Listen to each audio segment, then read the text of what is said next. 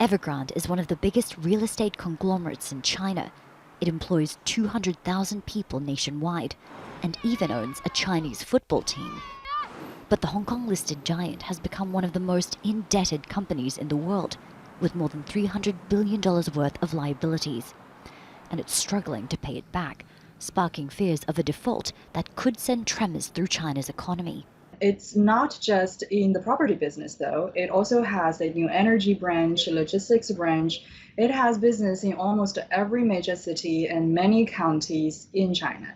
Evergrande has suspended interest payments to some lenders and delayed payments to others. This week, ratings agencies Fitch and Moody's downgraded its credit status. Company shares fell by 10% on Thursday. These have plummeted by 75% since the beginning of the year. China can be said to have two property markets. In major cities like Beijing, prices are rising. Here in the CBD, the average two-bedroom apartment costs more than $1.3 million. But in smaller Chinese cities, there's an oversupply of housing and prices are slumping.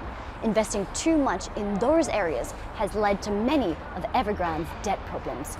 Tighter regulations in China's financial market have also made it difficult for the firm to raise cash. Employees have protested outside Evergrande offices, saying their salaries haven't been paid. Chinese authorities met with company management last month, demanding they resolve its debt. But analysts say the government is unlikely to let Evergrande go bankrupt. They do not want to bail out all those bad behaviors, but still, it will be too strong a signal if it actually failed. So I think there will be some effort to bail out at least a portion of Evergrande's business.